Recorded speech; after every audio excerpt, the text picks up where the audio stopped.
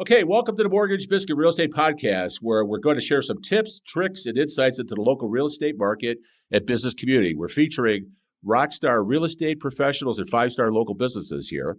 So grab your beverage of choice, pull up a seat, and settle in for this edition of the Mortgage Biscuit Real Estate Podcast.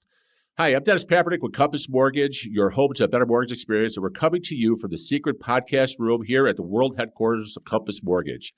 You're in for a treat today because we're joined by Rockstar Keller Williams Thrive agent, Paris McDonald. Welcome, Paris. How are you? I'm good. How are you? Good. Happy Friday, Dennis. Yeah. So tell me a little bit about yourself. So if we had a baseball card, we had your stats on the back. Tell me a little bit about yourself. How long you been in the real estate business and share some information on that. Well, this is my third year in the real estate business. I am with Keller Williams Thrive in Arlington Heights. Prior to real estate, I worked in sales for about 20 years. I worked in hospitality sales. And what brought me to real estate is because I've always had a passion for it. Always loved beautiful homes. I followed all of the shows, all of the top realtors. And when COVID hit, I was furloughed. And I always figured that I didn't have time to take the test or, just pursue my real estate license. And I found that to just be a perfect opportunity to get it done. So you dove into real estate. How's it going so far? Are you enjoying it? I love it. Yeah. It's my passion. Well, it's good. So you've been about 3 years. What's inspired you to get into real estate is just you saw some, you just love of real estate. Yeah, I just love real estate, and I just have such a long history and a passion for building relationships, helping people, helping them achieve their dreams, whether it's buying a home, selling a home and retiring, relocating, and also just achieving their investment goals. So I have a passion for that. Right. Yes. Well, that's fantastic. Yeah, I think the market's really hot right now. So it's a good time to do that as well, to help people. It's a market. Sure. So share with me a little bit of your market insights. What do you see the current trends of the market? Where do you see things right now? Well, I see that right now the mortgage rates are a bit higher, but in COVID, that was the all-time low. I mean, that was, we probably won't experience anything like that again. And honestly, because of how it happened, I would be okay with that because I don't want to experience a pandemic to get lower rates again. So I think the higher rates, there is lower inventory. And it's also just more buyers than inventory. So that drives up the value of the homes. Right. So that's what I tell people about COVID is the gift of COVID was low interest rates. Sure. And so we've got a lot of people that the home affordability was really well during COVID. And typically housing prices and interest rates are on opposite ends of the teeter-totter. So when interest rates are low, housing values go up, and then when interest rates go up, housing values tend to go down a little bit. Maybe not a decrease, but they don't accelerate as fast as they have. Mm-hmm. Right now, we've got housing prices continue to rise, and mortgage rates are pretty high right now, compared to where they were in COVID rates. Are they more than the normal market on a 30-year history? Yeah, they're probably right in the middle range of things, in the 7% range. But the housing prices continue to go up. So my advice always to people is if they're looking for a home, you might as well buy now because housing prices are going to continue to go up. If you wait for rates to drop, I think the market's going to get even hotter. And those housing prices are going to go up because you can always refinance to a lower rate, but you can't get that equity back as those houses continue to drive up. And the home affordability might go down a little bit as well because of that. Very true. And as far as the inventory, I just don't think we're going to have a solution to the inventory market. We have the largest tranche of home buyers coming into the market with millennials. And they're going to continue to buy houses, and we just don't have the inventory. And we have all these baby boomers who are sitting on low interest rates that are maybe trapped. They just don't want to get out. They don't want to leave their 2.5-3% interest rate. So I agree with you. I think the market's hot. Now is still a good time to buy. But as far as buying, what about selling? What's your how do you think the market is for selling?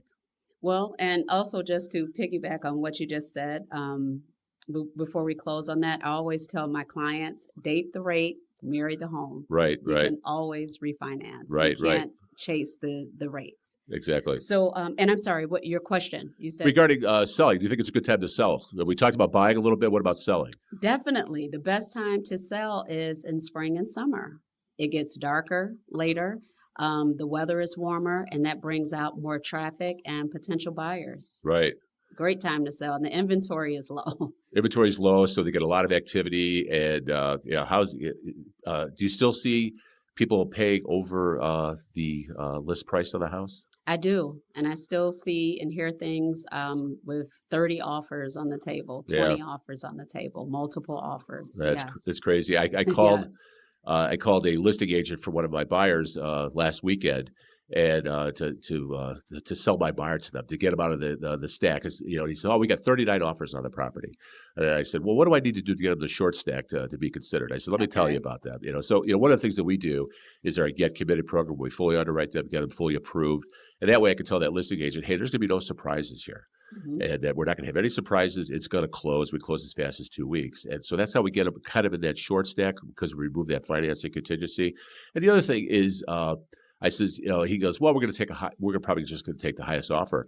And I said, "The highest offer doesn't always close." And he goes, "Funny you should say that. I just had a deal fall apart 36 hours before closing because the buyer of my client's home, their financing fell apart." He goes, "So you're right. The highest offer doesn't always close." I agree. And so he goes, so I got him in the short stack. Their offer wasn't accepted because it wasn't what the sellers were looking for, but at least we got him into the short stack. So I think it takes a team in real estate now to help represent the seller, represent the buyer, to help them succeed in this market.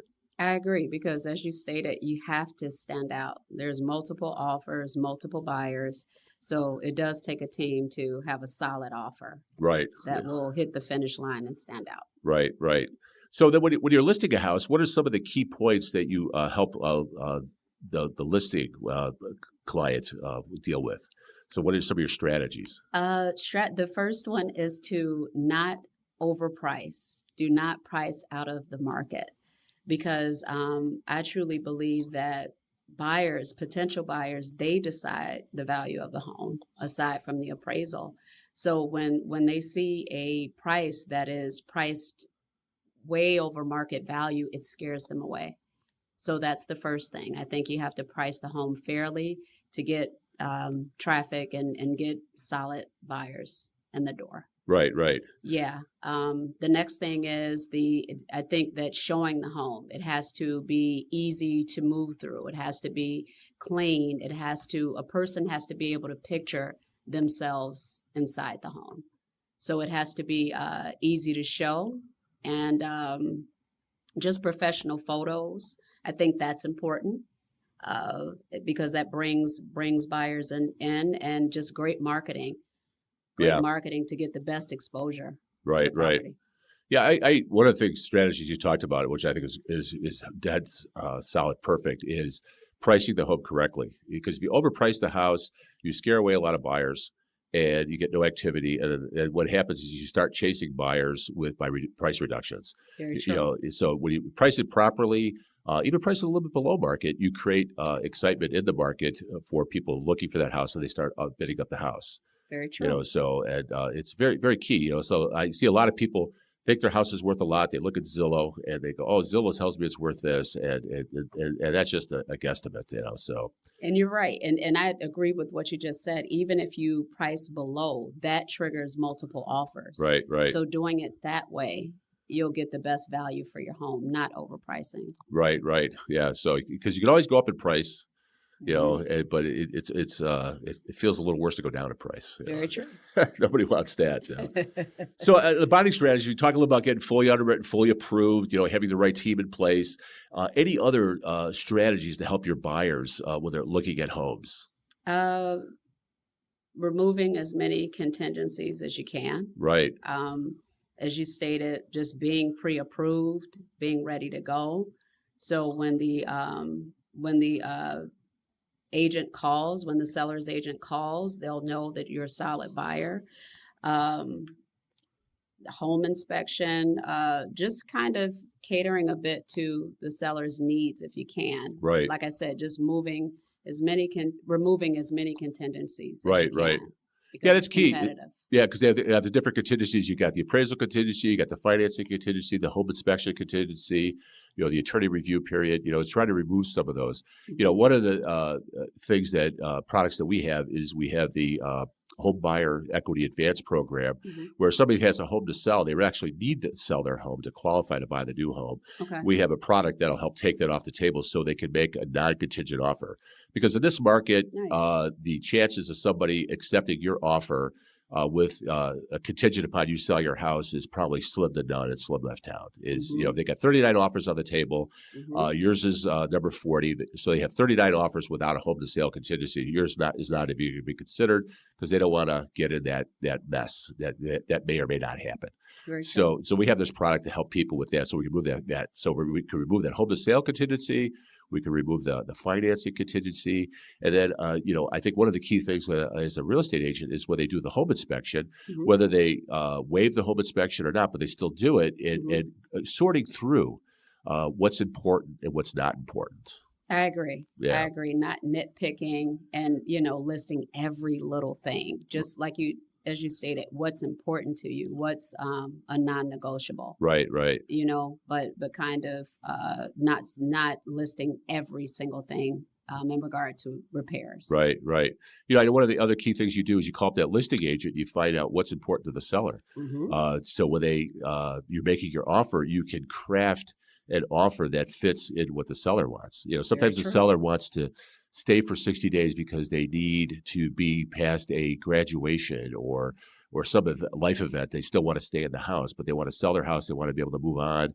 And, crafting that closing date and crafting what's important to them. Maybe they want to take certain things out of the house. Hmm. That's important. And you find that all out through having a professional team, representing them to help them buy that house and making sure that their offer gets accepted. Because no buyer wants to miss out on the house of their dreams because they missed that first one, and the second one always pales by comparison. So Very true. yeah, Very you, true. you gotta take your best shot first time out of the door, right? I think so because it's a lot of competition out here, and as you just stated, catering to the seller's Right, needs right. is very important. Yeah. It is. The other thing I talk to buyers about all the time is, when we're taking the contingencies off the table, and it says we're going to make these phone calls, we're going to represent you, your listing agent or your buyer's agent is going to help you. Hmm. Call that agent up. We're gonna be your team. We're going to be in there fighting for you. But I always tell them one thing you have to listen to is listen to your agent about what a competitive offer is. You don't want to lowball it and be out of the mix. Because you don't want to upset that seller and they just throw you to the curb. If this is the house you want, make sure you make a fair offer. And that's very, very important in this market. I agree because the first one should be the strongest one. Right, right, yeah, yeah. So we don't want to get involved in the highest and best. So I agree because the highest and best at Dennis is not always the most solid. exactly. So it gets a little dicey. So the other constraints that buyers, we talk about a little bit about first time home buyers. So they're facing a lot of constraints with, rising interest rate, rising housing prices. So we, so what are some of the things that you help first time home buyers with? Do you help them out with different strategies? You talk to them about their budgets and where they want to be and how things that are working on that. I think the main thing before I take people and show them houses, I have a first time home buyer consultation. Yeah. And even if I'm working with a lender such as yourself, we can all meet with them just to understand their needs, their finances, and just handhold them and walk them through the process. Right, right. So we could understand, as I stated, what their needs are, what they're looking for, the area, and just help them understand the home buying process. I think that's really important before going out looking for homes. Right, understanding their budget, help demystify the whole buying process. Hmm. So one of the things that I always feel that my goal is to understand what the home buyer wants and make sure I get a clear understanding of what they want to accomplish. Curate some great loan options for them. Hmm. So We don't look at 30-year fixed. There's other programs to help, especially help first-time home buyers. We curate those programs for them. Then to educate them on those programs, because the good, bad, and ugly, there's all little differences in all these programs. One may or may not be the right fit. And then educate them on those programs and help advise them to what is the best solution for them and their family for their short-term and long-term financial goals. I think that's critically important. So that, because I want them to feel comfortable when they make that decision to buy that house, when they make that decision to close, and after the closing table, I don't want them to have buyer's remorse. Very true. They want to understand that, and that's key. And I know you're you help your clients quite a bit with all that to make sure they understand that process, and you're key in that process to help them with that. I agree, because I was a first-time home buyer, and I think it's important just to minimize as much anxiety as possible, because if they know every step that's taken and you explain the process to them, it won't be as nerve-wracking. They'll understand. And even we mentioned the offers, making strong offers and things like that. I don't want to have that conversation when we're making an offer. I think we should have that conversation when we're having a consultation. Right. Yeah, I don't want to paint a rosy picture for them. I always, when I send out estimates to clients, they're always a little bit high. Because I'd rather surprises be pleasant versus unpleasant. Sure. So if everything ends up being a little bit less than they thought it was, they're happy. If it's more, they're not so happy with me. So I want them to be happy about it. And helping them through that, and just giving them the best advice that we can too. So, do you work with a lot of move-up buyers? Move-up buyers? Can you explain that a bit to me? They have a current home. They want to buy maybe a bigger home.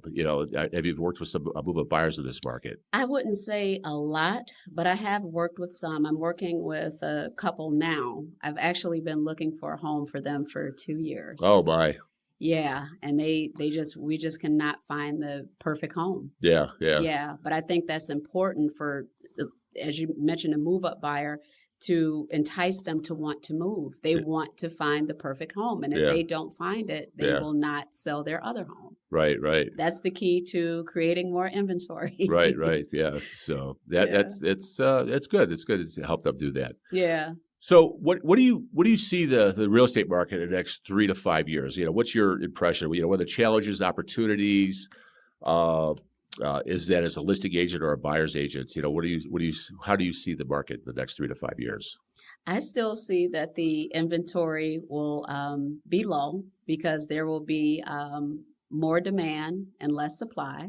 But I do still see more investors, and as you stated, millennials that will continue to enter the market. But I just don't feel like it will turn around in regard to supply and demand. Yeah.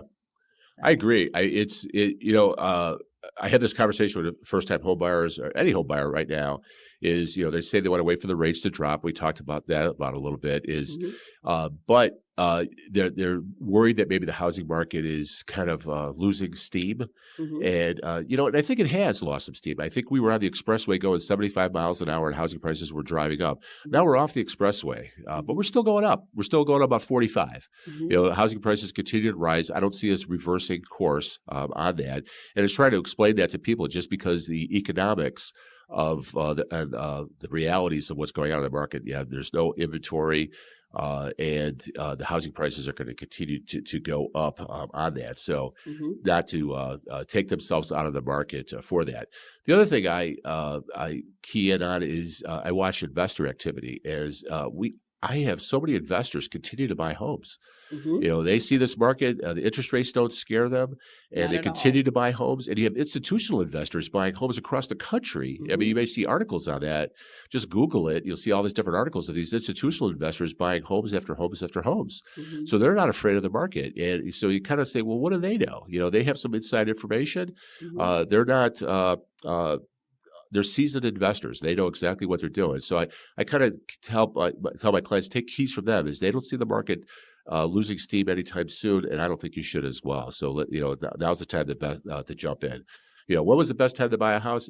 maybe during the pandemic. Because rates were low and housing prices were not as high as they were today. And what's the next best time? I think it's today, because I think 5 years from now, if you could go out 5 years in the future, you would tell your current self, hey, you should have bought a house 5 years ago, because look at the prices today, and you could have refinanced once or twice with a little bit lower rate, and you'd be much better off. So, now is a good time to buy, and to take advantage of those programs. And I tell buyers, people always ask me, when is a good time to buy a home? I think the best time to buy a home is when it's a great time for you or you and your family, and when you are financially ready.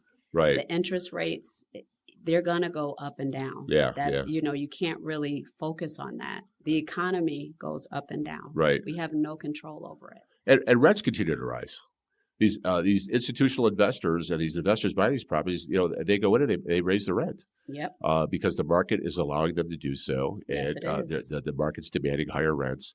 And I'm amazed at some of the qualifications they're requiring for renters now. I mean, I know. High credit scores. Yeah. I've seen 4 months deposits. Why are they doing that? Because they can get it.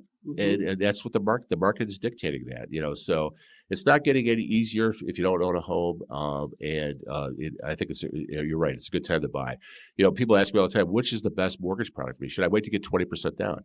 I said, don't wait to get 20% down, because you're going to lose so much ground in housing appreciation over that time period. Plus, mortgage insurance is relatively inexpensive, and it goes away after you have enough equity in your home. So don't be afraid to worry about that. If you got really good credit, mortgage insurance is relatively inexpensive. We can share it, help people understand what that is and what the cost of that is. And, right now it's tax deductible as well. So you can take advantage of all that and make sure you get in the home, get the house, create some home ownership, grow your roots in a neighborhood, and get a good school district and go where you want to go on that. So makes sense. Yeah, it does. Makes sense. Yeah. So, hey, any interesting stories from the real estate front that you have to share? Interesting stories in regard to any funny stories, good stories. As far as a client that you dealt with, or somebody along those lines. Well, I think maybe not anything specific. Yeah. I just think that some clients can be very particular about certain things, and you just have to cater to their needs. If a house could have every single thing that they want, but if there's not a 2-car garage and there's just a 1, then you have to keep looking. Right. So, and I was a buyer at one point. Yeah. I was a buyer at one point. I had issues with chandeliers. That was a deal breaker for me. Yeah. So now, I think that some of the stories are funny, but to be honest, Dennis, because I purchased a home, I can just relate to certain things. So I just try to be patient and understand. I want my clients to be happy with their purchase, whether it's a garage, it's a chandelier, or it's something that may not be important to me. It's important to them. So I have to go above and beyond and make it happen. You have that compassion for them. I do. Yeah. I do. It's funny sometimes, but it's just the way it is.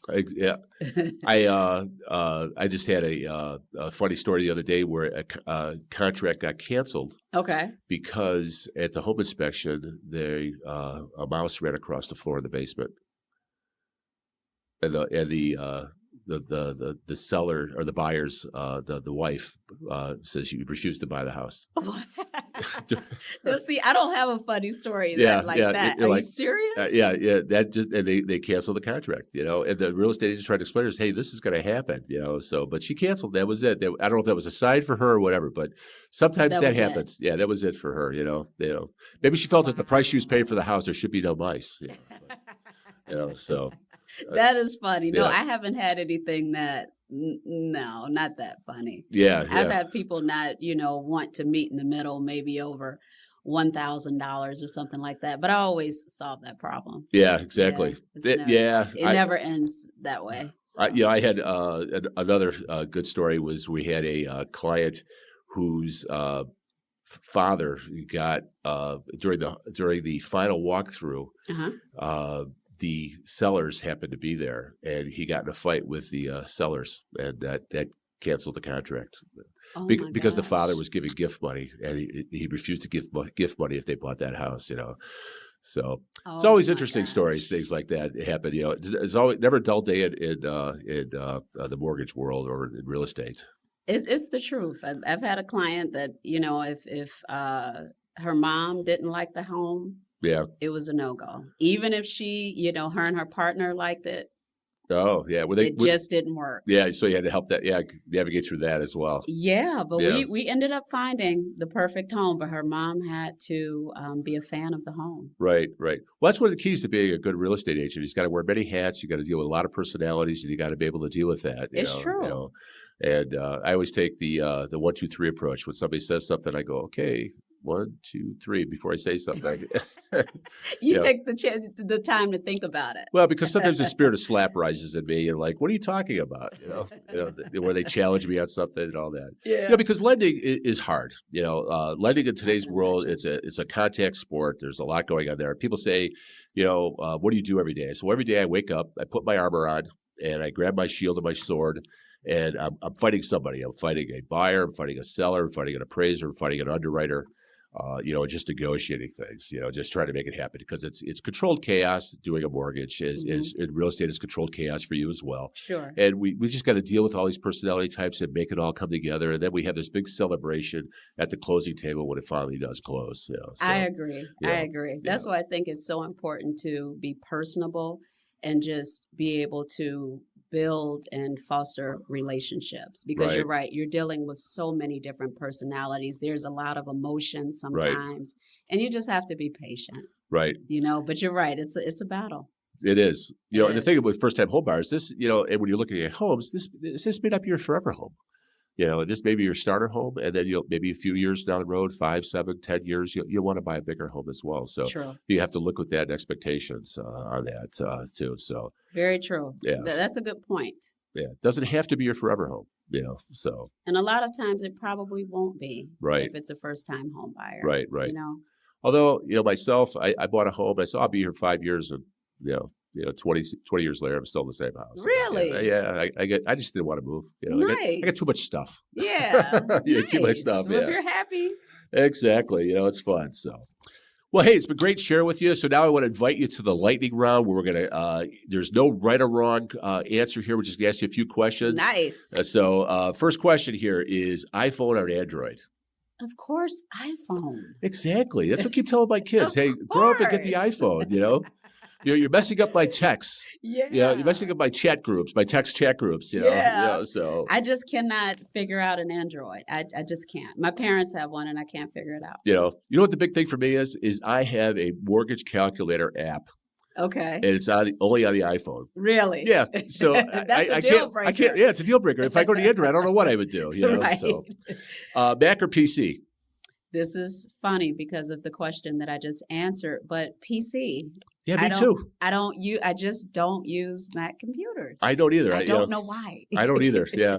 I would like to, but I'm just too ingrained into the PC world as well. I agree with you. So. Me too. What's your favorite ice cream?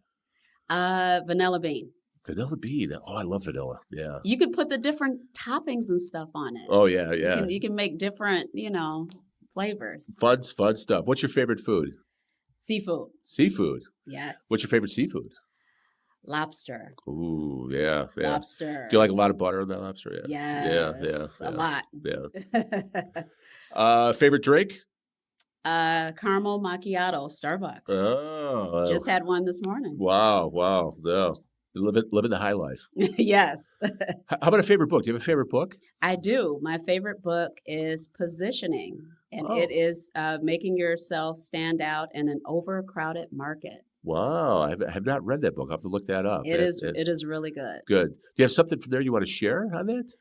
Well, just you just have to, you can't be everything to everyone. Yeah. You have to narrow the focus. And, the same way we're watching TV or something like that, and a commercial keeps coming on. Yes. And it's been times where I'll go to the store and I'll buy something based on how many times they stay in front of me. And it's the same in any business. You have to, you said it's a contact sport, it's the truth. Right. You have to stay in front of people to have that position in their Right. mind. Buy that brain cell, so to speak, Yes. right? You're buying that brain cell. So Yes. do you have a favorite quote? Favorite quote, be yourself because everyone else is taken. Ah, good. Who said that? Do you know? I don't know. No, you did.